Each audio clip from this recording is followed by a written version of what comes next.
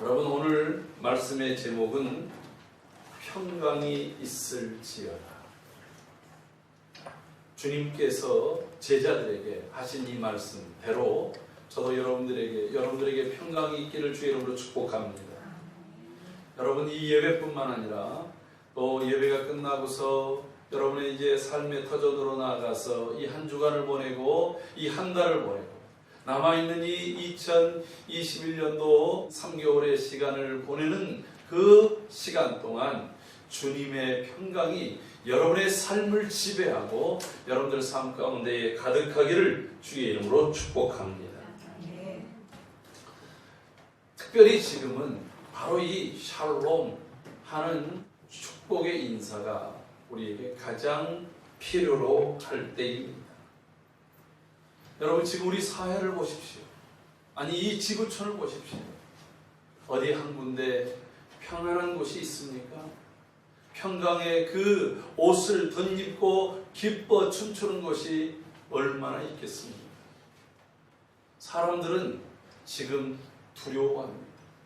어떤 곳은 늘 전쟁으로 인해서 가족들이 죽습니다. 가만히 있다가 폭탄이 떨어져서 무고한 민간인들이 수도 없이 알지도 못하는 순간에 건물이 무너지고 파편에 튀겨서 죽게 되어집니다. 가족을 잃습니다. 그것을 피난하다가 엄마, 아빠, 식구들이 뿔뿔이 흩어지게 되기도 합니다.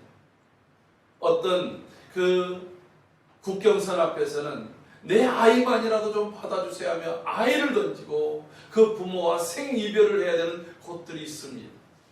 여러분, 그들의 얼굴 속에 평안의 낯빛이 보입니까?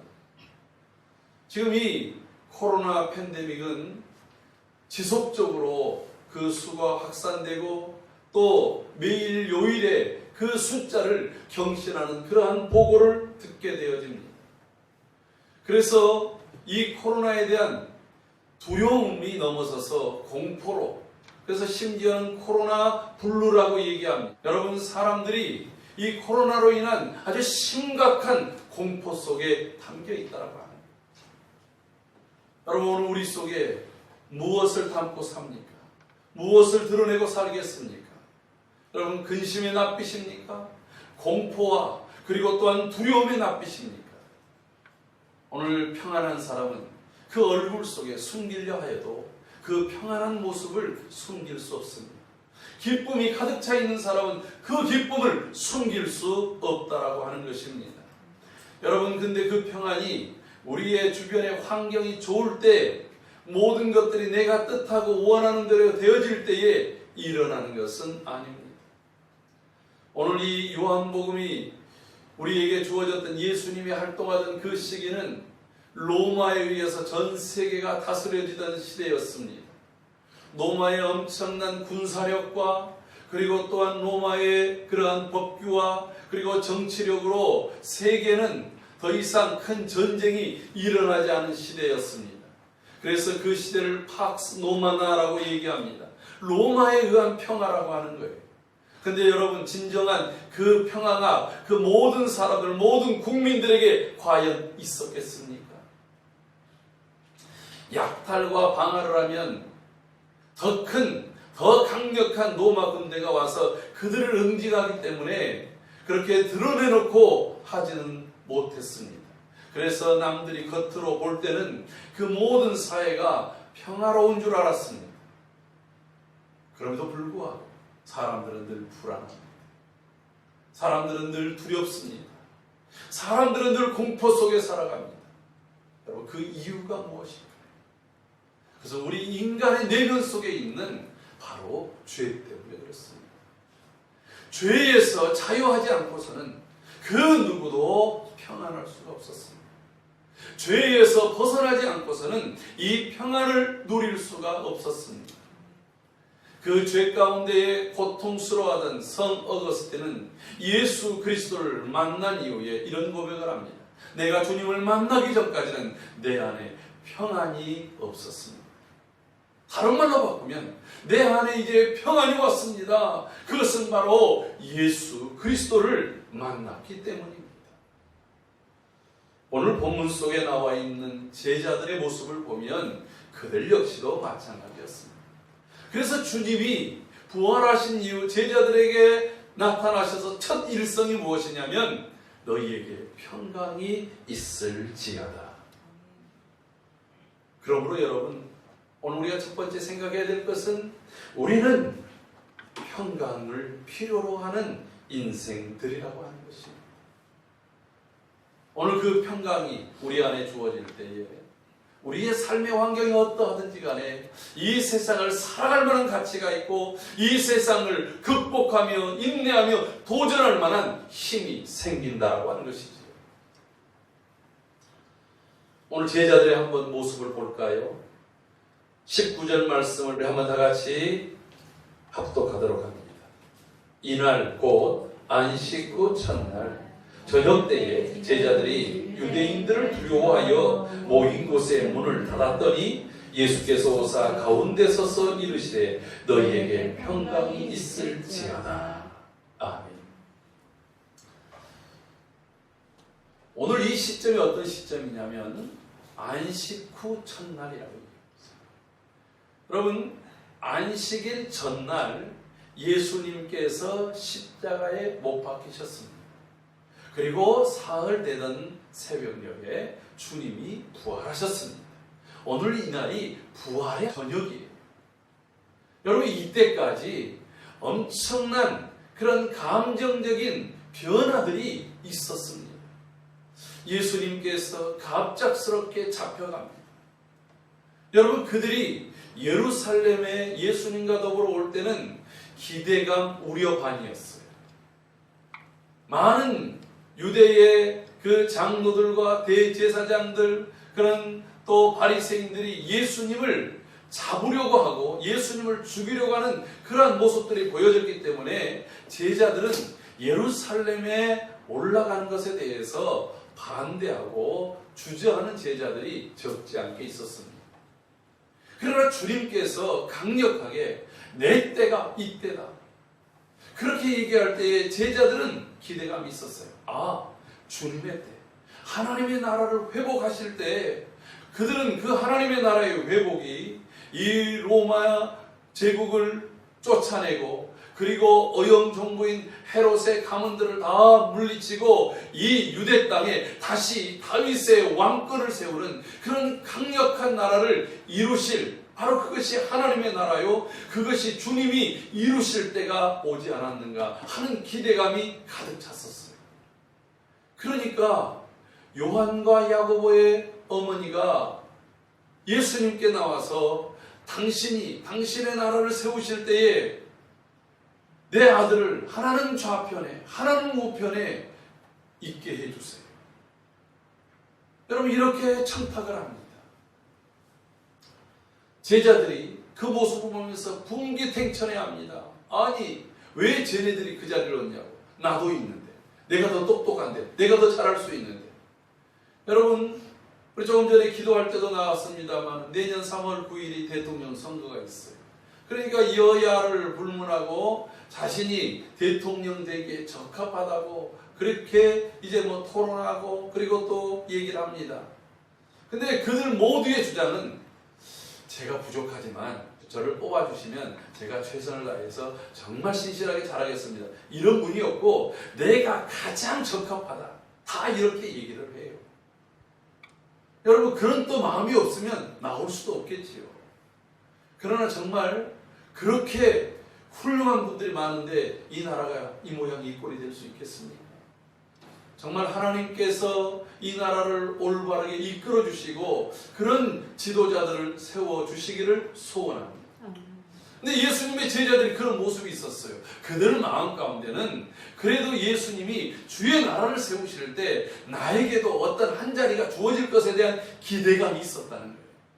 그리고 예루살렘에 딱 입성하는데 누가 시키지도 않았는데 먼저 주님이 길 건너편에 가가지고서 나귀, 한 번도 멍에를 매보지 않은 어린 나귀를 가져와. 그리고서 주님이 그 나귀를 올라탑니다. 여러분, 생각해 보세요. 멍에도 매보지 않은 나귀. 나귀가 자기 위에 무거운 장년 남자가 있으니까 막 그냥 몸을 뒤틀 거 아니겠습니까? 그런데 이 나귀가 고분고분 그 길을 가는 거예요. 여러분, 이 나귀 탄 것에 대해서 스가랴서에서 너희의 왕이 임하시나니 그는 겸손하여서 멍에를 매지 않는 그러한 나귀를 타고 올 것이다 라고 하는 이 스가랴의 이 예언을 사람들이 기억을 하고, 예수님께서 그 나귀를 타고 예루살렘에 들어올 때 누가 시키지도 않은데 종려나무 가지를 잘라서 길가에다, 예수님 오시는 길가에다가 놓기도 하고 자기들의 겉옷을 벗어놓기도 하고 그 종려가지를 흔들면서 호산나 호산나 다윗의 자손으로 오시는 이여 찬송하리로다 라고 외칩니다. 여러분, 그때 제자들의 마음이 어떻겠어요? 야, 우리가 주님이 가자 이렇게 한마디만 하면 역사의 변화가 일어날 것이다. 여러분, 예수님 그 시대에 바로 그 어간에 로마의 카이사르라고 하는 시저가 이 갈대아 지역들을, 그러니까 뭐 프랑스 지역이든지 유럽 이런 지역들을 점령하면서 그가 외쳤던 말이 있어요. 여러분들도 다 들어봤을 것입니다. 우리가 가자, 싸우자, 이기자, 뭐 이렇게 하는 그 외침이 바로 그 시저가 외쳤던 말입니다. 주님께서 그렇게 깃발을 하나 들고, 자, 우리 저 부패한 이 헤롯 정권을 향해서, 그리고 이 민족을 압제하는 로마 제국을 향해서 가자, 싸우자, 그리고 이기자 이렇게 얘기하면, 여러분, 이들은 분명히 다 일어설 만한 그런 사람들이었어요. 제자들은 기대감이 얼마나 컸겠습니까? 그런데 그 일 이후에 불과 일주일 뒤에 어떤 일이 벌어집니까? 예수님께서 아무런 저항 없이 무기력하게 유대 군병들에게 잡혀갑니다. 그리고 빌라도의 뜰에 들어갑니다. 가야바의 법정에 있기도 합니다. 예수님을 정죄하고, 그리고 결국은 십자가에 못 박으라는 그 십자가를 짊어지고 가는 예수님의 모습, 머리에 가시관을 쓰고 채찍에 맞으시면서 비틀비틀거리다가 쓰러져서 도저히 그 십자가를 스스로 질 수 없어서 그것을 구경하고 있었던 구레네 시몬에게 십자가를 쥐어가면서 형장 그 자리까지 오게 됐어요. 그리고 예수님이 그 십자가 위에서 무기력하게 죽습니다.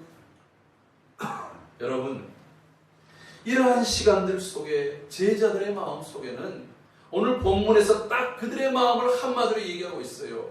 두려워했다. 여러분, 단순한 두려움이 아닙니다. 몸을 움직일 수 없을 정도의 그러한 공포에 떨어 있었다라고 하는 거예요. 예수님이 죽음은 그들에게는 엄청난 두려움이었고, 이 두려움은 어디에 밖에 얼굴을 드밀 수도 없을 정도의 공포의 상황으로 몰아갔습니다. 누가 평안이 필요합니까? 바로 이 두려움과 공포에 떨고 있던 인생. 무엇 때문인지, 질병이든지, 아니면은 이 전염병이든지, 아니면은 우리의 막막한 미래, 나의 앞길에 대한 것이든지, 이 사회의 갖가지의 부조리 때문에 두려워하고 공포하던 모든 사람들에게 필요로 한 것이 바로 평강입니다. 여러분, 이들이 두려워하게 됐던 것은 그들에게 있었던 소망을 잃어버렸기 때문입니다. 예루살렘에 올 때, 예수님과 함께 있을 때 그들에게는 하나님 나라에 대한 기대와 소망이 부풀었습니다. 그리고 앞서 얘기했던 대로 나귀를 타고 들어올 때는 그 소망이 절정에 이르렀습니다. 그런데 예수님이 잡히고, 예수님이 십자가에 달리시고, 예수님이 죽어 그 무덤 속에 들어가서 그 무덤을 닫아버리고 회를 칠하고, 거기에 그 로마 군병들이 사방팔방을 지키고 있을 때에 제자들은 더 이상 모든 그들의 기대와 소망이 무너져 버리고 만 것입니다. 여러분, 그들 속에 기대만, 소망만 끊어진 게 아니에요. 이제는 끝났다. 그들이 굳게 문을 닫히고 있는 모습은 바로 그런 그들의 영적 상태요, 심적인 상태를 그대로 보여주고 있습니다. 어떻게 하면 이 예루살렘을 탈출할 겁니까? 그러나 탈출할 만한 힘도 없었습니다. 그런데 이날 아침, 안식 후 첫날 새벽에 정신 나간 여자들이 예수님이 무덤이 열려있고 예수님은 시신은 없고 그리고 또 심지어는 막달라 마리아 같은 사람은 예수님이 살아났다고 얘기를 하는 거예요. 베드로와 요한이 그 무덤까지 가보더니 정말로 무덤이 열려있고 시신은 없더라. 그들 모두가 예수님이 십자가에 못 박힐 때의 모습을 봤습니다.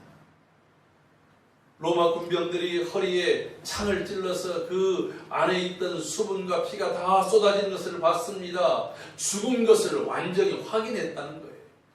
더 이상 살아날 기대와 그러한 가능성이 1도 없었던 그 예수님이 살아났다는 거예요. 여러분, 사람이 너무나도 슬픔에 차고 그리고 또 자신이 본 것이 확실하면 아무리 예수님이 그 전에 말씀하셨더라도 말씀이 떠오르지 않습니다. 기억나지 않습니다. 그래서 그들은 두려움으로 가득 찼었어요. 그 두려움은 소망도 사라지고 기대도 사라지고 이제는 모든 것들이 다 끝났다고 하는 포기 직전의 사람들이었어요. 오늘 그들을 향해서 주님이 너희에게 평강이 있을지어다. 아마 그들이 이렇게 꽁꽁 문을 닫고 숨죽여 있는 그곳에 주님이 오셔서 그들 가운데 딱 섰을 때 그들의 반응이 어땠을까요? 아마 그것은 오 주님 말씀을 생각하는 사람 없었을 것 같아요. 아니 사실 엠마오로 가던 제자들이 예수님을 만나고 와서 우리가 길을 갈 때 한 분을 만났는데 그분이 예수인지를 몰랐어요. 그런데 그분이 우리에게 주님이 말씀하셨던 것, 죽었다가 다시 살아날 것을 선지자의 글로부터 시작해가지고 쭉 말씀하시고 주님이 말씀했던 것을 얘기해 줬는데 우리가 믿지 못하고 있다가 그분이 우리를 위해서 음식을 먹을 때, 축사할 때 우리의 눈이 밝아져서 우리가 부활하신 예수님을 보고 왔다 말하여도 믿지 않았던 사람, 오히려 두려운 눈으로 주님을 봤을 것입니다. 그들 한두 번이 아니잖아요. 예수님께서 풍랑 위인 바다를 걸어올 때도 그들은 예수를 보고 귀신이다 하며 두려워하며 무서워했습니다. 아니 예수님께서 그들이 탔던 배에서 누워 자고 있을 때에 예수님을 깨워서 주님 우리가 죽게 생겼습니다 라고 할 때 예수님이 바다야 잔잔하라고 하는 이 말 한마디에 바다가 잔잔해지는 모습을 보면서 그들이 두려워했다라고 하는 거예요. 그러니까 그들이 하는 것은 두려움이었어요. 아마 이때도 그랬을 것입니다.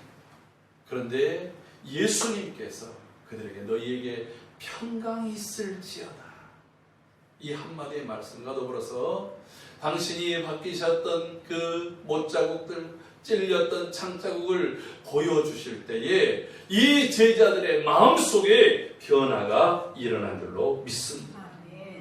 오늘 본문을 한번 볼까요? 20절 말씀 다 같이 읽습니다. 시작. 이 말씀을 하시고 손과 옆구리를 보이시니 제자들이 주를 보고 기뻐하더라. 아멘.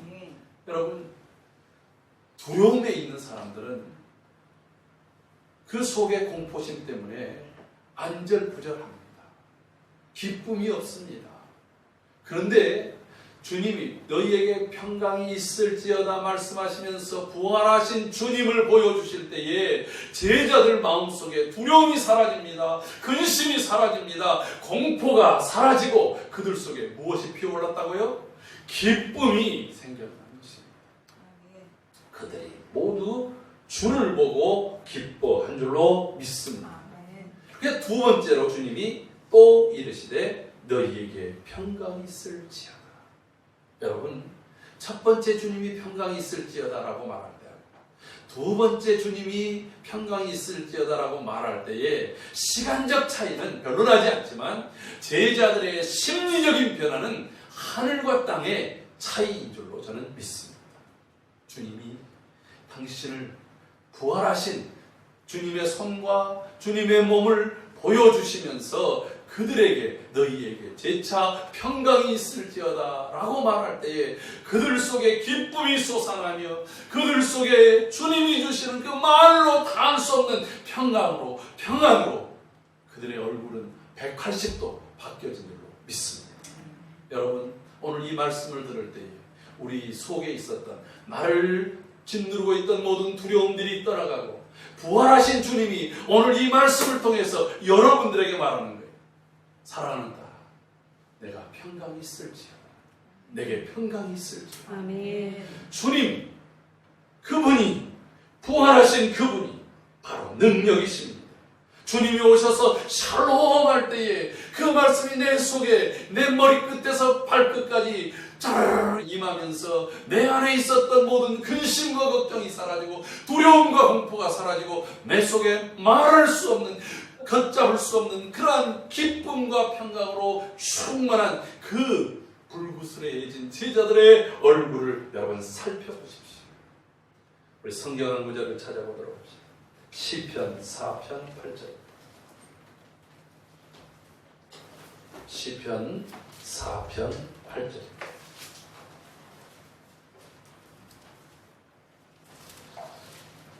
다 같이 읽습니다. 시작. 내가 평안히 눕고 자기도 하리니 나를 안전하게 살게 하시는 이는 오직 여호와이시니이다. 아멘. 다윗은 이렇게 고백합니다. 내가 평안히 눕고 자기도 합니다. 나를 안전하게 살게 하신 이는 오직 여호와이십니다. 여러분, 이 말이 일상적일 때 하는 고백이 아니었어요. 1절을 보면 이렇게 말합니다. 내 의의 하나님이여, 내가 부를 때에 응답하소서. 곤란 중에 나를 너그럽게 하셨사오니 내게 은혜를 베푸사 나의 기도를 들으소서. 이렇게 말합니다. 여러분, 다윗이 가장 곤란하고 가장 어렵고 가장 힘들 때입니다. 자신을 잡으려고 수많은 군대를 풀어서 옥죄어 옵니다. 잡히면 죽습니다. 자신만 죽는 것이 아니라 자신을 따르는 모든 사람들이 다 죽을 수밖에 없는 그러한 상황들입니다. 바로 근접해 있는 그러한 위치에서도 사울과 대치한 적이 한두 번이 아닙니다. 여러분, 내가 믿었던 내 자식도 나를 반기를 들고 나를 죽이려고 군대를 일으키기도 합니다. 이런 숱한 일들 속에 여러분 어떻게 평안이 있을 수 있겠습니까? 어떻게 여러분 근심이 없을 수 있겠습니까? 그런데 오늘 그는 이렇게 말합니다. 주님께서 내 마음에 두신 것이 있습니다. 그 윗절에도 주께서 내 마음에 두신 기쁨은 그들의 곡식과 새 포도주가 풍성할 때보다 더합니다. 나는 아무리 원수들이 나를 쫓아오고 대적들이 일어나고 막 요동친다 할지라도 나는 평안히 눕고 자기도 합니다. 여러분, 그래서 다윗은 참 코를 잘 골았을 것 같아요. 머리에 그냥 이 뭐가 닿기만 하면 그대로 자는 거예요. 왜 잘 수 있어요? 주님이 나를 지키신다는 거예요. 주님이 나를 보호하신다는 거예요. 여러분, 사울을 보십시오. 사울은요, 왜 나중에 악기에 그렇게 괴롭힘을 당했을까? 불안하기 때문에, 두렵기 때문에. 자신을 위해서 목숨을 걸고 충성하는 다윗, 여인들이 사울이 죽은 자는 천천히요 다윗이 죽은 자는 만만이로다 라고 말할 때 다윗이 두려웠던 거예요. 다윗은 충성하고 있었지만, 다윗은 온전한 헌신하고 있었지만 다윗이 점점 두려워진 거예요. 사람들이 사랑할수록, 다윗을 사랑하고 다윗이 충성할수록, 심지어는 자신의 아들 요나단과 딸 미갈이 다윗을 사랑하고 백성들이 다윗을 존중할수록 사울은 두려웠다. 여러분, 두려움이 귀신에게 묶여서 그런 악기에 고통을 당했던 것입니다. 실제로 자기가 군인들을 옆에다가 수도 없이 두고 잠깐 쉬고 있는데, 아니 또 동굴 속에 들어가서 이 발을 가렸다, 볼일을 봤다. 동굴 밖에는 군인들 3,000명이 있어요. 그런데 그곳에서 볼일 보고 있는 사이에 다윗이 와가지고 옷자락을 살짝 칼로 잘랐어요. 여러분, 그것을 나중에 볼일 다 끝나고 나와서 이제 시원하다 하는데 갑자기 다윗의 소리가 나는 거예요. 왕이요, 하나님이 당신을 내 손에 붙이셨는데 나는 당신을 죽이지 않았습니다. 나는 당신에게 죄를 범하지 않았습니다. 당신의 옷 한번 보세요. 잘려있지 않습니까? 여기 옷자락이 있다 이거예요. 여러분, 사울이 그 이야기를 듣고 나는 너에게 악을 행했는데 너는 나에게 선을 베푸는 거라면서 펑펑 울었어요. 근데 그 울음 속에는 얼마나 두려웠겠습니까? 아차 싶었으면 거기서 그 아비새가 그러잖아요. 요압의 동생이 내가 2번도 아닙니다. 단 한 번에 사울의 목을 쳐버리겠습니다. 한 방에 칼로 찔러버릴 수 있습니다. 여러분 그 공포가 얼마나 컸겠어요. 근데 다윗은 수천 수많은 사람들이 자신을 죽이려고 자신을 쫓아옴에도 불구하고 그는 평안히 눕고 자기도 한다 이거예요. 어떻게 그럴 수 있냐 이거예요. 하나님이 나를 붙드시기 때문에. 아멘. 어떤 하나님, 전능하신 하나님이 나를 붙드시기 때문에 그래요. 강력한 군대, 아무리 좀 많은 보디가드가 있어도 테러당할 때는 막을 수 없지 않습니까? 그런데 하나님이 나를 지키시면, 하나님이 나를 보호하시면, 전능하신 주님이, 부활하신 주님이 내 곁에 계시면 그 무엇으로도 사망이나 기근이나 적시나 칼날이나 그 어떤 것도 우리를 주의 사랑에서 끊을 자가 없기 때문에 우리는 평안할 수 있는 것입니다. 아멘. 그 주님이 바로 저와 여러분의 주님이십니다. 그 주님이 부활하신 주님이십니다. 그 주님이 우리와 함께 하십니다. 아멘. 할렐루야. 아멘. 여러분 그 평강을 주시는 주님, 그 주님이 나의 주님이심을 믿음으로 고백하십시오. 어떤 사람에게 그 평강이 주어집니까? 믿음으로 그것을 받아들이는 사람입니다. 그래서 주님이 이렇게 말합니다. 너희가 성령을 받으라. 주님이 깊게 숨을 한번 내쉬고 나서 아직도 이제 기쁨이 왔지만 이 기쁨도 주님 살짝 사라지면 이 불안은 금방 또 불안으로 바뀌어요. 우리가 그렇잖아요. 우리 인간이 연약해. 그런데 우리가 주님 앞에 서는 날까지 변치 않은 평강, 세상이 강한 바람이 불어오고 폭풍이 오고 내 곁에 환난과 시험이 온다 할지라도 더 이상 빼앗기지 않는 평강은 어디에서부터 오는가? 바로 그것은 성령께서 우리 안에 내주하셔서 우리에게 용기를 주시고 힘을 주시고 하나님을 바라보게 하시고 믿음으로 나아가게 하시는 그 은혜가 있을 때인 줄로 믿습니다. 여러분, 그래서 주님이 말씀하신 것이 너희가 성령을 받으라. 성령을 받으라. 이렇게 말씀하신 것입니다. 그렇다고 한다면 우리가 어떻게 해야 될까요? 우리의 반응은 딱 하나입니다. 아멘. 주님, 그 성령 하나님을 우리에게 부어주옵소서. 부활 후 주님께서 40일 동안 있다가 하늘로 승천하시면서 너희가 예루살렘을 떠나지 말고 아버지가 약속하신 것을 기다리라. 그럼 몇 날이 되지 못하여 너희에게 주시리라. 그 주실 것이 무엇입니까? 바로 성령 하나님. 여러분, 성령님께서 약속하신 대로 그들이 함께 마가의 다락방에서 모여서 일제히 기도하기를 힘씁니다. 일심으로 기도하기를 힘씁니다. 매일매일 주님 약속하신 성령님을 우리에게 보내주시옵소서. 오순절날이 이르렀을 때 성령이 약속하신 대로 그들 모두에게 임했습니다. 거기 120명이 모였는데 그들 모두가 동일하게 다 같은 성령을 덧입은 줄로 믿습니다. 그들로부터 나타난 일이 무엇입니까? 두려움이 사라집니다.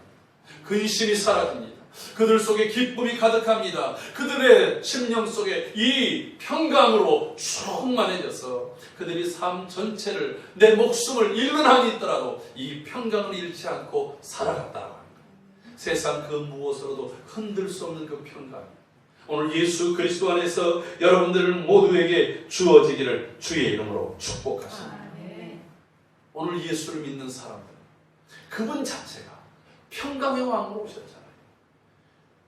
이사야서 9장 6절부터 7절에 보면 한 아들을 우리에게 주시고 우리에게 낳은 바 되는데 그분이 바로 평강의 왕이라고 말씀하고 있습니다. 할렐루야.